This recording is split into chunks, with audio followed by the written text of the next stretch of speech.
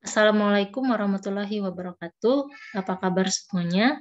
Hari ini kita akan mempelajari tentang kecepatan. Kecepatan merupakan salah satu besaran yang kita pelajari di kinematika. Seperti yang sudah pernah Ibu jelaskan, kecepatan merupakan perubahan posisi terhadap waktu. Umumnya, posisi dinyatakan dalam bentuk vektor. Oleh karenanya, kecepatan juga merupakan besaran vektor. Kita ingat kembali, besaran vektor merupakan besaran yang memiliki nilai dan arah. Berbeda dengan besaran skalar, contohnya kelajuan, yang hanya memiliki nilai, tanpa mempertimbangkan arah. Nah, untuk mendapatkan persamaan kecepatan, kita bisa menurunkan persamaan posisi terhadap waktu. Secara matematis, dapat kita tulis dengan V dalam fungsi waktu itu sama dengan turunan fungsi posisi terhadap waktu. Anda bisa melihat bagaimana cara menuliskan persamaan kecepatan seperti pada slide yang Ibu berikan. Kita lihat contohnya, mana persamaan posisi ini sama dengan T dalam arah X dinyatakan dengan vektor satuan I, kemudian ditambah T dikurang 1 dikuadratkan dalam arah Y, dan dinyatakan dengan vektor satuan J dikurang 1K. Nah, jadi I, J, K merupakan vektor satuan yang memperlihatkan bahwa pergerakan dari benda tersebut dalam arah X, Y, dan Z. I untuk arah X, J untuk arah Y, dan K untuk arah Z. Dan untuk T kurang 1 dikuadratkan, itu bisa kita jabarkan menjadi T kuadrat dikurang 2T ditambah dengan 1. Dan di depan K itu ada konstanta yang bernilai 1. Nah, jadi kalau kita turunkan persamaan kecepatannya itu menjadi ya turunan T terhadap T nilainya 1, kemudian turunan T kuadrat dikurang 2T ditambah 1 itu nilainya 2T dikurang 2, dan turunan 1K itu bernilai 0. Sehingga Ananda bisa mendapatkan persamaan kecepatannya menjadi 1I atau I saja ditambah dengan 2T dikurang dengan 2. Oke. Kita lanjutkan ke contoh soal. Sebuah benda bergerak dalam bidang XY yang dinyatakan oleh, nah, karena benda bergerak dalam bidang XY itu berarti benda memiliki persamaan posisi dalam arah X dan dalam arah Y.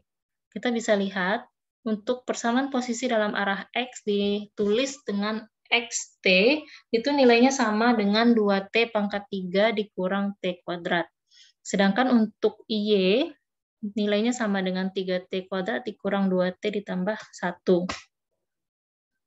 Pertanyaannya, tentukan komponen kecepatan untuk masing-masing arah dan besar kecepatan pada T sama dengan 1 detik. Oke, kita lihat untuk soal yang pertama. Komponen kecepatan untuk masing-masing arah berarti dalam arah sumbu X dan arah sumbu Y. Untuk arah sumbu X kita turunkan, ya 2T pangkat 3 kita turunkan menjadi 6T kuadrat. Nah, cara menurunkannya gampang sekali ya. Pangkatnya ini kan 3 ya, kemudian dikalikan dengan koefisien di depan variabelnya, 3 dikali 2, jadinya 6. Kemudian pangkat 3-nya ini kita kurangi 1, jadi T pangkat 2. Dikurang dengan, ini kan sebenarnya di depan T kuadratnya ada angka 1. Jadi 2 dikalikan 1, hasilnya 2. Kemudian T kuadrat ini pangkatnya dikurangi 1, jadi T pangkat 1 atau kita tulis saja dengan T. Dan untuk satuannya meter per second. Nah, itulah nilai Vx. 6T kuadrat dikurang dengan 2T. Untuk Vy sama dengan Vx, kita turunkan juga. Jadi 3T kuadrat ini menjadi 6T, kemudian dikurang dengan 2. plus 1 kita turunkan terhadap T hasilnya 0, jadi nggak perlu ditulis lagi. Jadi VY sama dengan 6T dikurang 2 dengan satuan meter per sekon. Jadi kita dapatkanlah komponen kecepatan untuk masing-masing arah Vx 6T kuadrat dikurang T, sedangkan VY 6T dikurang 2. Kemudian besar kecepatan pada saat T sama dengan 1 detik. Nah, berarti di sini sudah diketahui waktunya 1. Kita sudah mendapatkan persamaan Vx dan Vy. Itu berarti kita tinggal memasukkan nilai T sama dengan 1 dalam persamaan tersebut. Jadi untuk Vx dengan T sama dengan 1, itu nilainya sama dengan 6 dikali 1 kuadrat dikurang 2 kali 1, hasilnya 4. Sedangkan untuk Vy, ya, Vy kita masukkan T sama dengan 1, jadi 6 kali 1 dikurang 2, hasilnya 4 meter per second. Nah, terjawablah pertanyaan A dan B. Nah, yang terakhir, karena ditanya pada soal yang B ini besar kecepatan, ya kita baru mendapatkan Vx dan Vy-nya. Nah, maka untuk besar kecepatan total itu bisa kita pitagoraskan nilai Vx dan Vy, yaitu akar dari Vx kuadrat 4 kuadrat ditambah dengan Vy kuadrat juga 4 kuadrat. Hasilnya 4 akar 2 meter per second. Jadi inilah besar kecepatan total yang dimiliki oleh benda yang bergerak dalam arah sumbu X dan sumbu Y. 4 akar 2 meter per second. Oke, kita lanjutkan. Nah, dengan soal yang lain ya, soal yang kedua. Nah, di sini ketahui persamaan percepatan. Nah, kalau tadi diketahui persamaan posisi, untuk mendapatkan kecepatan kita tinggal menurunkan. Nah, kalau soal ini sudah diberikan persamaan percepatannya. Bagaimana caranya untuk mendapatkan nilai V dan X? Oke, kita lihat ya. Pertanyaannya, hitung V pada T sama dengan 2 second jika pada T sama dengan 0 benda diam. Jadi ini perlu kita catat ya. T sama dengan 0, artinya waktunya belum terhitung, benda diam. Benda diam ini berarti V-nya sama dengan 0. Nah, yang ditanya adalah berapa nilai V pada saat T sama dengan 2 second. Untuk pertanyaan yang kedua, tentukan persamaan posisi jika diketahui pada T sama dengan 2, benda ada di posisi X sama dengan 1. Ya, jadi di sini sudah diketahui ketika T sama dengan 2, X-nya sama dengan 1. Dan untuk pertanyaan yang C, tentukan laju benda ketika benda tepat menempuh jarak 66 meter. Jadi di sini sudah diketahui nilai X-nya 66 meter. Pada saat itu berapakah kelajuan benda? Oke, mari kita lihat pembahasannya. Nah, perlu Anda ketahui urutan yang benar ketika kita ingin mencari persamaan pada kinematika, ya, baik itu persamaan posisi, kecepatan, ataupun percepatan. Urutan yang benar adalah pertama posisi dulu, kemudian kita turunkan, satu kali turunan dapatkan kecepatan, kita turunkan sekali lagi, itu kita dapatkan percepatan. Jadi posisi, kecepatan, percepatan. Begitu sebaliknya, jika diketahui persamaan percepatan, kita integralkan satu kali dapat kecepatan, kita integralkan lagi dapatkan posisi. Nah, pada soal ini yang ditanya untuk poin A itu adalah kecepatan, ya, kecepatan Vt. Nah, untuk mendapatkan kecepatan Vt, tentu kita harus integralkan persamaan A yang sudah diberikan oleh soal. Jadi untuk AT itu sendiri nilainya sama dengan 12T kuadrat meter per second kuadrat. Jadi kita integralkan nih, integral 12T kuadrat ini terhadap waktu. Dan berapa nilai yang kita dapatkan? Integral dari 12T kuadrat. Integral dari 12T kuadrat terhadap waktu, cara mengintegralkan, Ananda, koefisien di depan variabelnya 12, dibagi dengan pangkatnya ditambah 1. Pangkatnya sama dengan 2 ya. Pangkatnya sama dengan 2 ditambahkan 1, jadi 3. Jadi 12, ya 12 dibagi dengan 3, hasilnya 4. Kemudian T kuadrat.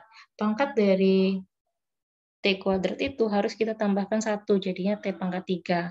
Nah, karena kita belum tahu keadaan awalnya seperti apa, artinya sebenarnya ketika kita mengintegralkan ini kan ada tambah konstanta ya, tambah konstanta. Keadaan awal sebelum kita mendapatkan nilai A, tentu ada keadaan awalnya. Nah, keadaan awal ini harus kita cari, jadi fenolnya harus kita cari dulu. Fenol kita cari dulu, dan kita coba lihat. Jadi tadi ini ya, persamaan kecepatannya, 4T pangkat 3 ditambah V0. Nah, di dalam soal sudah dinyatakan bahwa pada saat T sama dengan 0, kecepatannya sama dengan 0. Ya, gitu ya, Nanda. Jadi, pada saat T sama dengan 0, kecepatannya sama dengan 0. Jadi, persamaan ini, ya, VT sama dengan 4T pangkat 3 ditambah V0.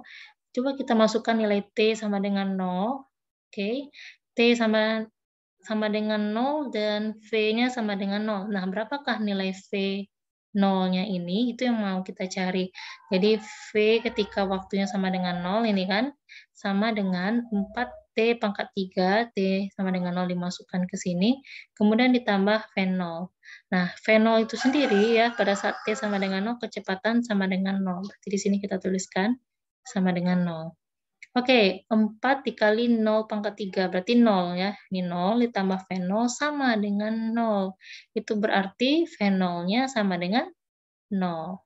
Ya, sehingga diperoleh V0 sama dengan 0. Sehingga kita bisa tulis ulang persamaannya menjadi VT sama dengan 4T pangkat 3 saja. Karena VO-nya atau V0-nya sama dengan 0. Nah, pada T sama dengan 2 detik, nah, karena soalnya adalah hitunglah berapa kecepatan pada saat T sama dengan 2 detik, kita tinggal memasukkan T sama dengan 2 ke dalam persamaan VT. Ya, jadi 4 kali 2 pangkat 3. 2 pangkat 3, 8. 8 kali 4, 32. Jadi, ini dia nilai dari kecepatannya. Oke. Ini ya. 32. Kemudian untuk posisi ya, seperti sudah Ibu jelaskan sebelumnya, kalau tadi kita mendapatkan kecepatan dengan cara mengintegralkan percepatan. Nah, kalau untuk mendapatkan posisi kita harus mengintegralkan kecepatannya. Jadi persamaan kecepatan kita sudah dapatkan ini tadi ya. 4T pangkat 3 ya. Jadi integral dari 4T pangkat 3 saja yang harus kita tulis. Yang V0 ini tadi kan sudah bernilai 0, jadi nggak perlu ditulis. Nah, sama dengan T pangkat 4 ditambah X0. Nah, sama seperti yang tadi, jadi konstanta yang setelah kita mengintegralkan ini kita belum tahu, itu harus kita cari tahu dulu sebelum kita mendapatkan persamaan yang fix. Untuk mengintegralkan, ya sama seperti tadi, koefisiennya 4, kemudian pangkatnya 3, nah 3 ditambah 1 hasilnya 4. Nah, koefisien kita bagi dengan 4, hasilnya 1. Kemudian T pangkat 3 tambah 1, 4. T pangkat 4. Nilai X0 dapat ditentukan dari syarat awal pada T sama dengan 2. Nah, di syarat awal di soal kita tadi, pada saat T sama dengan 2, posisi benda adalah 1 meter. Jadi kita tinggal memasukkan untuk T sama dengan 2. Jadi ketika T sama dengan 2, jadi kita tulisnya X, kemudian dalam kurung 2, itu sama nilainya dengan, nah, T pangkat 4 yang ini, ya, 2 pangkat 4 ditambah X0. Ini kan X0-nya nih yang mau kita cari. Nah, untuk X ketika T sama dengan 2, itu hasilnya 1 kan ya. Jadi di sini kita tulis sama dengan 1. Sehingga untuk mendapatkan X0 itu sendiri, 1 dikurang 2 pangkat 4. 2 pangkat 4 nilainya sama dengan 16. Jadi 1 dikurang 16, dapatlah nilai X0 sama dengan min 15. Oke, dengan demikian diperoleh nilai XT, ya, persamaan yang tadi itu mana? Ini dia. T pangkat 4 ditambah X0 tadi ya. Jadi T pangkat 4, karena X0 sama dengan min 15, ya berarti ini kita tulis minus 15. Oke. Jadi XT sama dengan T pangkat 4 dikurang 15. Nah, untuk XT pada saat T-nya sama dengan 3 detik. Nah, itu simpel sekali ya, Nanda. Jadi tinggal dimasukkan aja ke persamaannya. Oke, dimasukkan aja ke persamaannya.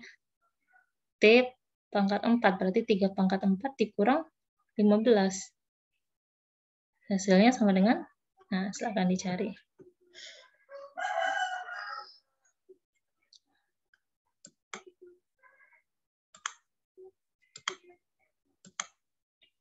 Oke.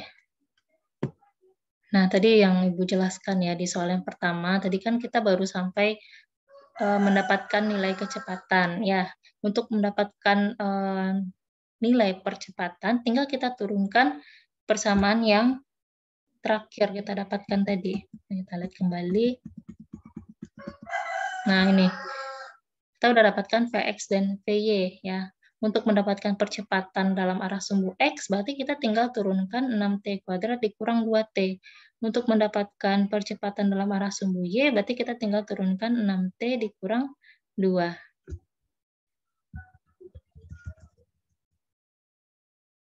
Nah, atau kita juga bisa tulis, nah D kuadrat ini maksudnya diferensial 2 kali terhadap posisi, ya persamaan posisi dengan fungsi waktu. Diturunkan terhadap fungsi waktu. Oke. Nah, sampai situ dulu pembahasan soal kita. Semoga bisa dimengerti.